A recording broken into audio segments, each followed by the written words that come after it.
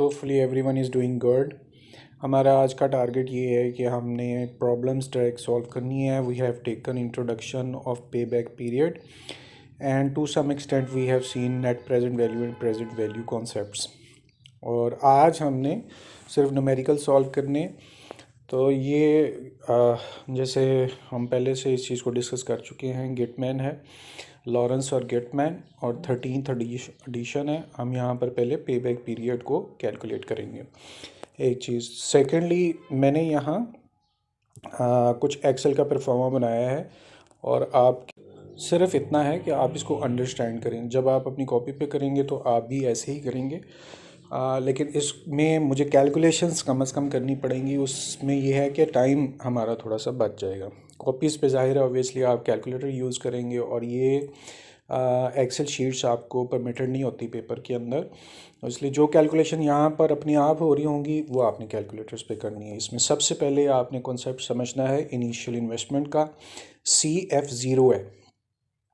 जैसे हमने पहले डिस्कस किया है कि जो इन्वेस्टमेंट आप करते हैं वो आप आउटवर्ड वे के अंदर कैश फ्लो हो रहा था, यानी कैश फ्लो आउट हो रही होती है। अगर आपने अपने बिजनेस में एक मशीन इन्वेस्ट करनी है तो payment will be going out, तो कैश आपके पास से जाएगा। जैसे ही आप मशीन लगाएंगे आपका बिज़नेस अच्छा डेवलप होना शुरू हो जाएगा और उससे आपको प्रॉफिट्स मिलेंगे इन अ सेंस, तो वो कैश फ्लो इनवर्ड होगी। ये कैश फ्लो आउटवर्ड है और ये कैश फ्लो इनवर्ड है। और उसके बाद हम ये जज करते हैं कि कितना टाइम लगेगा जिसमें आपका जो कैश फ्लो आउटवर्ड हुआ है इनिशियल इन्वेस्टमेंट, वो कितनी इनफ्लो की इंस्टॉलमेंट्स के अंदर इनिशियल इन्वेस्टमेंट पूरी हो जाएगी। क्वेश्चन पे चलते हैं। वहाँ पर आपको जो समझने में सबसे ज़्यादा इम्पोर्टेंट मैटर है, ये इनिशियल इन्वेस्टमेंट उन्होंने दी हुई है। आप पढ़ेंगे तो यहाँ पर ये इनिशियल इन्वेस्टमेंट का वर्ड भी यूज़ हो रहा है। तो इनिशियल इन्वेस्टमेंट 42,000 की है, वो हम पुट कर देते हैं कि हमें एक्चुअली 42,000 की अमाउंट है जिसे हमने पूरा करना है। 42,000 जो हम यहाँ देख रहे हैं। अच्छा, अब ये 42,000 of amount had been invested, हमने ये इन्वेस्ट किया है ताकि मशीन परचेज़ कर सकें, एसेट परचेज़ कर सकें, कारोबार में इन्वेस्ट कर सकें, और उसके बदले में हमें कुछ एक्स्ट्रा इनकम हो। वो कैश फ्लो इनवर्ड्स होंगे, उसको चेक करते हैं। और यहाँ पर वो 7,000 पर ईयर कॉन्टीन्यूसली आपको मिलता रहेगा। 7,000 पर ईयर ये कैश फ्लो इनवर्ड्स हैं, और यहाँ नीचे लिखा हुआ है कि कॉन्टीन्यूसली ये 8 ईयर्स तक आपको मिलता रहेगा। इनिशियल इन्वेस्टमेंट हमने पूरी करनी है, हमने अपने एक्स्ट्रा प्रॉफिट्स को नहीं देखना। हमारी जो इनिशियल इन्वेस्टमेंट है दैट इज़ 42,000। तो अगर 7,000 कंटिन्यूसली मिलते रहे तो कितने साल में हमारी इनिशियल इन्वेस्टमेंट पूरी हो जाएगी? It's very simple thing. अब यहाँ आप देखें कि अगर इन फर्स्ट ईयर आपको 7,000 मिला तो टोटल अमाउंट जो आप रिसीव कर रहे हैं वो इस वक्त तक 7,000 ही है। जब नेक्स्ट ईयर आपको 7,000 मिलेगा तो आप पहले ओरली बताएं। फर्स्ट ईयर में 7,000 मिला, फिर सेकेंड ईयर में 7,000 मिला, तो टोटल जो एक्यूमुलेटेड इनफ्लोज हैं, यानी कि दोनों को मिलाकर जो इनफ्लोज हैं कितने बनेंगे? 7 और 7 14,000। तो नेक्स्ट ईयर आपको दोबारा 7,000 मिला, तो आप देखिए अगले साल तक आपकी जो एक्यूमुलेटेड इनफ्लोज हैं वो 14,000 हो गई। ये जो कॉलम मैंने बनाया है मैंने सिर्फ टाइम बचाने के लिए बना लिया ताकि आपको पता चलता जाए, और उससे आगे ये ईयर्स हैं ये मैंने लिख ली हैं। पता चल जाएगा कि किस साल में जाकर हमारी इनिशियल इन्वेस्टमेंट टोटल पूरी हो रही है। अच्छा, अभी तक चूँकि 14,000 हुए हैं, आपने देखा 2 साल के अंदर सिर्फ 14,000 हुए हैं और हमने 42,000 पूरे करने हैं।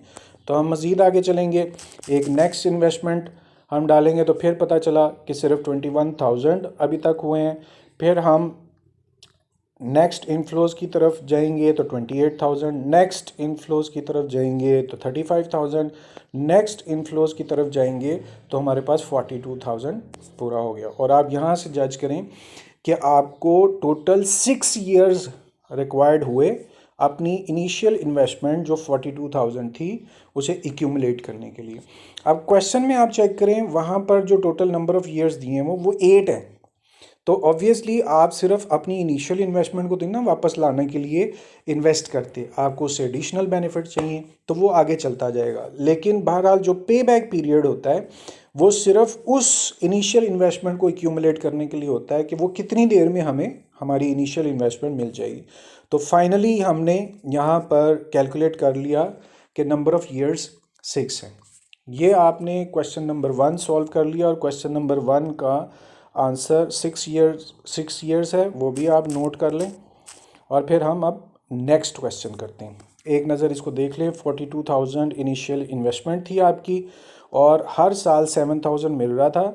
आपने ये देखना था कि कितने साल आप कंटिन्यूसली 7,000 रिसीव करें ताकि आपकी इनिशियल इन्वेस्टमेंट 42,000 पूरी हो जाए। वो हमें पता लगा कि 6 years would be taken to accumulate initial investment of rupees 42,000। अब हम सेकंड क्वेश्चन की तरफ देखते हैं। ओके, सेकंड क्वेश्चन के लिए मैंने वो पुराना डाटा रेज कर दिया है।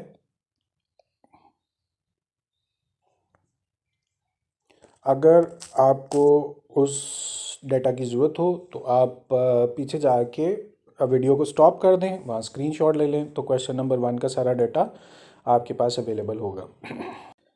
ओके जी, अब हम करेंगे क्वेश्चन नंबर 2। और मैंने आपके आसानी के लिए क्या किया कि एक परफॉर्मा बनाने की बजाय 2 परफॉर्मेंस बनाए। आप लोग क्वेश्चन जज करें और मुझे बताएं कि ऐसा मैंने क्यों किया है। और उसकी रीज़न है कि अब आपके पास डिसीजन लेने के लिए 2 प्रपोजल्स हैं। और हमने जैसे पीछे इसको डिस्कस कर लिया हुआ है कि इन्वेस्टमेंट अप्रेजल का मतलब ही यही होता है कि आपने डिसीजन लेना है, एक्सेप्ट करना है या रिजेक्ट करना है। अब आपके पास 2 ऑप्शंस हैं, दोनों में से कोई एक ऑप्शन को आपने एक्सेप्ट करना है, दूसरी को रिजेक्ट करना है अगर वो आइडेंटिकल हैं तो। ऑब्वियसली अगर आपकी कैपेसिटी सिर्फ एक इन्वेस्टमेंट की है तो you will never invest in both ventures, you will never invest in both projects. तो आप एक इन्वेस्टमेंट से एक प्रोजेक्ट खरीदेंगे, उसमें आप यहाँ चेक कीजिए कि बेस आपकी वही है कि आपने पे बैक पीरियड है, लेकिन कंपैरेटिव लेना है 2 प्रोजेक्ट्स में से कौन सा पे बैक पीरियड आपकी फेवर के अंदर है। और it's very simple to understand, जो प्रोजेक्ट आपको जितनी जल्दी पैसा वापस कर देगा, यानी शॉर्टर अमाउंट होगी, शॉर्टर पीरियड होगा, शॉर्टर ड्यूरेशन होगी, आप उसको एक्सेप्ट करेंगे। जो लॉन्गर ड्यूरेशन वाले पे बैक्स होंगे आप उन्हें रिजेक्ट कर देंगे। यहाँ पर जो नोवा प्रोडक्ट्स है उसके पास मैक्सिमम कैपेसिटी ये है कि वो 5 साल तक अपनी इन्वेस्टमेंट को वापस चाहता है। ये हर ऑर्गेनाइजेशन का अपना डिसीजन होता है, it's not a complicated thing. ये उनका पर्सनल नोवा प्रोडक्ट्स का एक प्रेफरेबल कॉन्सेप्ट है कि उन्होंने 5 साल में अपनी इनिशियल इन्वेस्टमेंट वापस लेनी है। यहाँ आप चेक करें कि पहली ऑप्शन में जो फर्स्ट मशीन है उसकी इनिशियल इन्वेस्टमेंट, यहाँ पर ये लिखा हुआ है कि उसकी जो इनिशियल इन्वेस्टमेंट रिक्वायर्ड है वो $14,000। तो हम पहले यहाँ पर कर लेते हैं कि मशीन ए, और उसकी जो आउटवर्ड या इनिशियल इन्वेस्टमेंट है वो 14,000 है, और उसकी जो इनफ्लोज हैं वो 3,000 है जो हर साल मिलेंगी। अब पहले हम इसी मशीन को जज कर लेते हैं। फर्स्ट ईयर में आपको 3,000 मिला, तो आपकी इस वक्त तक एक्यूमुलेटेड 3,000 ही है। अब आपने गौर करना है कि अगर नेक्स्ट 3,000 मिलेगा तो एक्यूमुलेटेड अमाउंट 6,000। ओके, जिसने भी ठीक बोला। तो 3,000 इनिशियल जो हमारे पास फर्स्ट इनफ्लोज थी, फिर नेक्स्ट ईयर आपको दोबारा 3,000 मिला, तो 6,000 एक्यूमुलेटेड होगी। हमने जो इनिशियल इन्वेस्टमेंट 14,000 की है, हमने वहाँ तक पहुँचना है। अभी चूँकि 6,000 हुआ, एक इनफ्लो और होगा तो 9,000 हो जाएंगे, फिर एक इनफ्लो और होगा तो 12,000 हो जाएंगे। अच्छा, अब आप गौर करें कि अगर आपने एक इनफ्लो भी और किया तो अमाउंट जो है वो 14,000 से ज़्यादा हो गई है। इसका मतलब ये हुआ कि आप यहाँ पर आगे जाना आपका वैसे ही रुक जाएगा, क्योंकि आपने इनिशियल इन्वेस्टमेंट 14,000 की हुई है और आपकी ये अमाउंट जो है वो 15,000 है, यानी क्रॉस हो गई। तो अब आपने सिर्फ यहाँ ये एक डिसीजन लेना है कि जब 12,000 थी तो कम से कम आपके पास 4 ईयर्स थे। ओके, दोबारा सुने मैं क्या बोल रहा हूँ कि आपको 14,000 पूरे करने के लिए इस 4th ईयर के अंदर 12,000 आपने क्यूमुलेट कर लिए थे। अब अगर आप अगले स्टेप पे जाते हैं यानी 5वें साल में जाते हैं तो अमाउंट आउट हो जाती है। तो इसका मतलब है एटलीस्ट आपको ईयर्स में 4 ईयर्स रिक्वायर्ड हैं 14,000 एक्यूमुलेट करने के लिए। ये भी मैंने आपकी आसानी के लिए हेडिंग लिख दी कि आपको इस प्रोजेक्ट के लिए 4 ईयर्स रिक्वायर्ड है।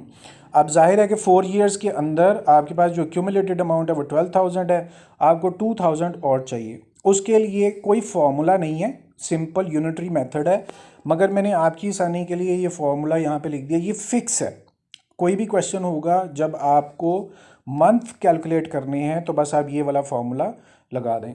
अब गौर से देखिए, इसको मैं अप्लाई भी आपको करके दिखाता हूँ। सबसे पहले 12 लिखा हुआ है, आप भी 12 लिख दें। उसके आगे डिवाइड है और फिर कैश फ्लोज जो इनवर्ड है, यहाँ से आप गौर करें CF.I यानी इनफ्लोज, और वो हमें पता चल रहा है कि हर दफ़ा इनफ्लोज 3,000 मिल रहे हैं। तो आप पहले इसको 3,000 पे डिवाइड कर दें और मल्टीप्लाई किससे करना है, जो बैलेंस रह गया। अब यहाँ आप चेक करें कि इस 4th ईयर तक 12,000 हो गया था, तो बाकी बैलेंस आपका कितना, यानी कि टोटल इन्वेस्टमेंट थी 14,000 और 12,000 आपका आ चुका हुआ है वापस, तो बाकी बैलेंस सिर्फ 2,000 है। वो आपने यहाँ 2,000 लिखा, तो जो आंसर होगा बेसिकली वो मंथ्स का आंसर है। तो यहाँ पे हमें 8 मिल गया और साथ में 4 ईयर्स, यानी कि ईयर्स अगर देखें तो 4 है और जो रिमेनिंग 2,000 था उसके लिए आपको 8 मंथ्स लिखेंगे। ये आपका मशीन जो A है उसका टोटल पे बैक पीरियड मिल गया।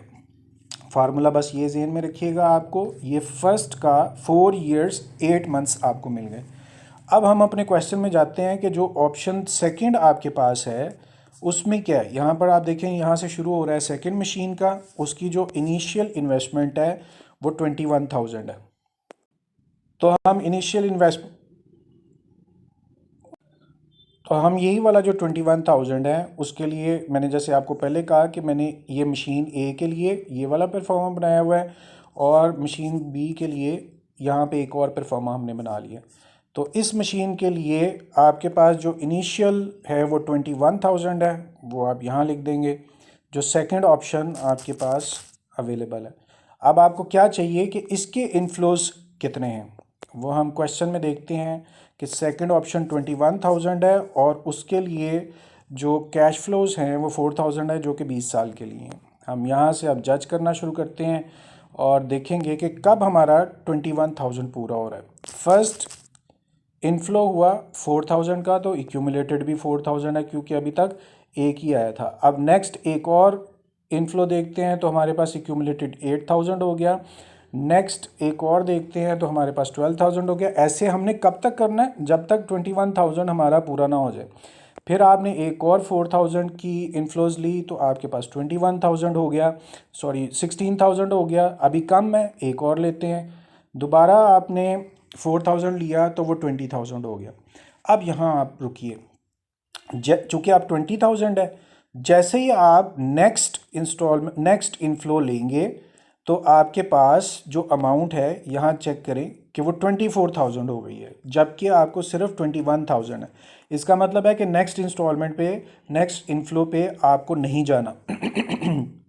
तो आप उसको रिवर्स कर देंगे।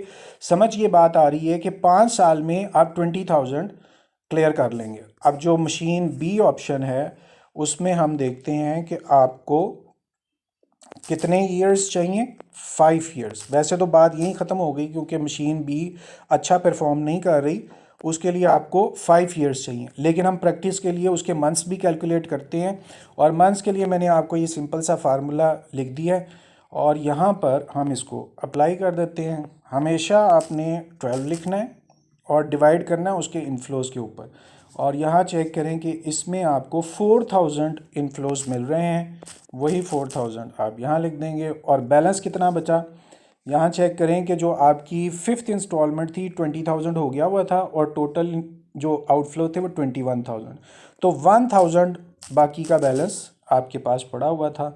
इसको आप मल्टीप्लाई करें तो आपके मंथ्स भी कैलकुलेट हो गया आगे। अच्छा जी, पहली ऑप्शन A मशीन की थी, उस पे लगते हैं 4 साल और 8 महीने, और सेकंड मशीन पे लगते हैं 5 साल और 3 महीने। इससे साफ हमें पता चल गया कि हम मशीन ए को प्रेफर करेंगे मशीन बी के मुकाबले में, क्योंकि उसका पे बैक पीरियड कम है और बेस ही डिसीजन लेने की, इन्वेस्टमेंट अप्रेजल करने की, रिजेक्ट करने की या एक्सेप्ट करने की, चूँकि पे बैक पीरियड था, तो जिसका पे बैक पीरियड कम होगा हम उस मशीन को एक्सेप्ट कर लेंगे। तो इस क्वेश्चन नंबर 2 के अंदर हम ए मशीन पिक करेंगे चूँकि उसका पे बैक पीरियड कम है।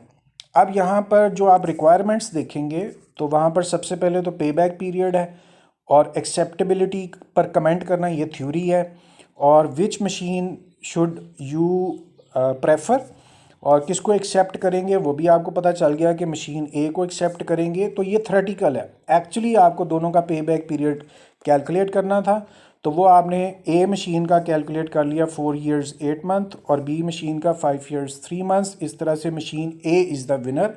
अब जब आप क्वेश्चन करेंगे तो यहाँ आके वीडियो को रोक के आप इसका स्क्रीनशॉट ले लें और उसके मुताबिक क्वेश्चन को सॉल्व करें।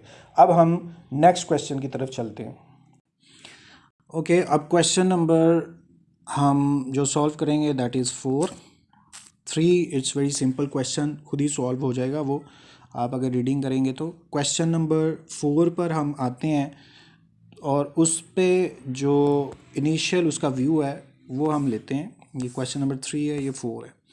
अब अगेन आपने जो डिसीजन है उसकी बेस एक्चुअली पे बैक पीरियड है, यहाँ से आपको नज़र आ रहा है। हमने दोबारा 2 इन्वेस्टमेंट्स नज़र आ रही हैं, ये देखें, जब मुझे जैसे ही नज़र आया कि ये प्रोजेक्ट ए है तो ज़ाहिर है प्रोजेक्ट बी भी होगा। तो जैसे हमने पहला क्वेश्चन किया, दूसरा क्वेश्चन किया, इसी तरह से अब ये 2 प्रोजेक्ट्स हैं, दोनों पे आपने डिसीजन लेना है। प्रोजेक्ट ए में हमें नज़र आ रहा है कि जो उसकी कॉस्ट है वो $9,000 है, तो हम यहाँ पर इनिशियल इन्वेस्टमेंट $9,000 वो पुट कर देते हैं। और अब क्या चाहिए आपको, आपके ये इनफ्लोज किस सूरत में आ रहे हैं वो हम पढ़ते हैं। टू पे एनुअल ईयर पेमेंट्स, यहाँ देखें इस क्वेश्चन में थोड़ा सा फ़र्क है।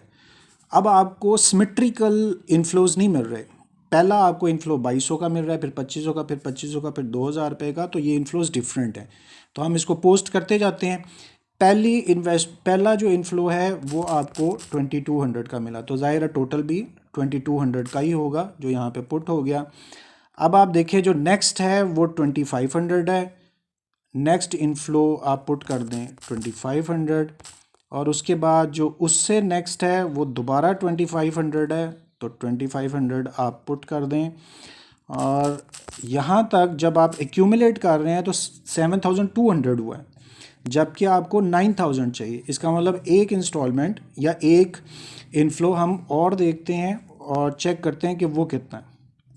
जो नेक्स्ट है वो हमें पता चल रहा है कि वो 2000 है, हम यहाँ पोस्ट कर देते हैं और वो 2000 है। लेकिन जैसे ही 2000 किया यहाँ पर आप देखें वो 9200 हो गया जो कि आउट है, इसलिए हम इस लास्ट को रिवर्स करते हैं क्योंकि इससे पीछे ही हमें ईयर्स मिल गए।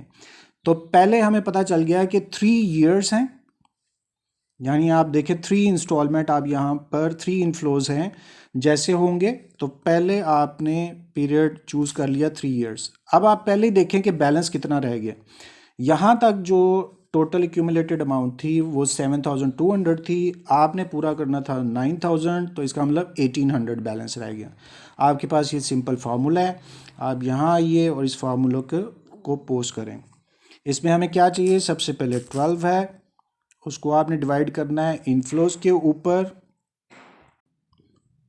ओके, आप यहाँ पर जब 12 को डिवाइड करना है, हमने कैश फ्लो जो हमारा इनफ्लोज हैं, मगर आप जब यहाँ चेक कर रहे हैं तो यहाँ तो इनफ्लोज बहुत सारे हैं और एक जैसे भी नहीं हैं, तो आपने जो लास्ट इनफ्लो था उसको टेक ओवर करना है। तो लास्ट इनफ्लो हमारे क्वेश्चन में यहाँ देखें हाईलाइट हुआ है 2000 है, तो आपने जब डिफरेंट और नॉन सिमेट्रिकल इनफ्लोज होंगे तो जो सबसे लास्ट वाली इनफ्लो होगे आप उसको टेक ओवर करोगे। तो डिवाइड हमने यहाँ पर जो लास्ट वाली थी वो 2000 थी, हम यहाँ पर 2000 पे डिवाइड करेंगे और इसको मल्टीप्लाई किससे करना, जो बैलेंस ऑलरेडी डिस्कस कर चुके हैं कि वो 1800 है। अब हमें ये 10.8 मिल रहा है। तो चूँकि मंथ्स में इतना डीप नहीं हम जाएंगे तो हम इसको कंसिडर कर लेते हैं कि ये 3 ईयर्स हैं और ऑलमोस्ट 11 मंथ्स है, 3 ईयर्स और 11 मंथ्स। अब हम प्रोजेक्ट बी के बारे में डिस्कस करते हैं, वहाँ क्या हो रहा है।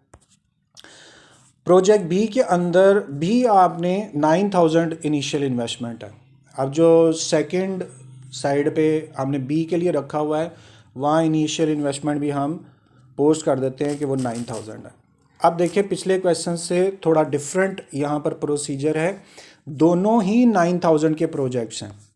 फर्स्ट प्रोजेक्ट में भी 9000 इन्वेस्ट हो रहा है, दूसरे में भी 9000 इन्वेस्ट हो रहा है, मगर हमारा जो इन्वेस्टमेंट अप्रेजल है वो बेसिकली डिपेंडेंट है कि आपने पे बैक पीरियड कहाँ कम दिखाई दे रहा है। ए पे हमने पे बैक पीरियड ऑलरेडी निकाल लिया है जो 3 इयर्स है। अब हम बी में देखते हैं कि इनफ्लोज की क्या सिचुएशन है। यहाँ जो इनफ्लोज मिल रहे हैं एंड ऑफ द ईयर है, और पहला इनफ्लो जो आपको मिल रहा है दैट इज़ 1500, तो आप उसे पोस्ट कर दें। आपने 9000 पूरा करना है, पहला 1500 आपको इनफ्लो मिल गया। सेकंड आप देखें तो वो भी 1500 है, उसको भी आप पोस्ट कर दें। तो पहले 1500 पे एक्यूमुलेटेड अमाउंट भी 1500, जब अगले साल दोबारा 1500 मिल जाएगा तो 3000 एक्यूमुलेटेड अमाउंट होगी। वो साइड वाले कॉलम में आप चेक करें, वो एक्यूमुलेट हो रही है। 2 इनफ्लोज हो गए और तीसरा इनफ्लो भी आपके पास 1500 का है, तो आप तीसरा भी पुट कर दें। आपने कहाँ तक इसे पोस्ट करना है, जब तक आपके पास 9000 ना हो जाए। और अब तक आप देखें सिर्फ आपके पास 4500 एक्यूमुलेट हुआ है। अब नेक्स्ट इंस्टॉलमेंट आप चेक करें तो वो 3500 की है। आप 3500 की भी इनफ्लो को पोस्ट कर दें और फिर देखें क्या अमाउंट एक्यूमुलेट हो गई। तो अभी भी नहीं हुई, आपका 8000 अभी तक एक्यूमुलेट हुआ है, जबकि आपने 9000 पे जाना है। अब हम नेक्स्ट जो इनफ्लो है वो 4000 का यहाँ नज़र आ रहा है, उसको पोस्ट करते हैं और देखते हैं कि क्या हमें रिवर्स होना पड़ेगा या नहीं। यहाँ तक 8000 हुआ, तो अब हम जो लास्ट है वो हमारे पास 4000 थी, कंफर्म कर लूँ 4000 थी, उसको जैसे ही आपने पोस्ट किया तो अमाउंट आपकी आउट हो गई।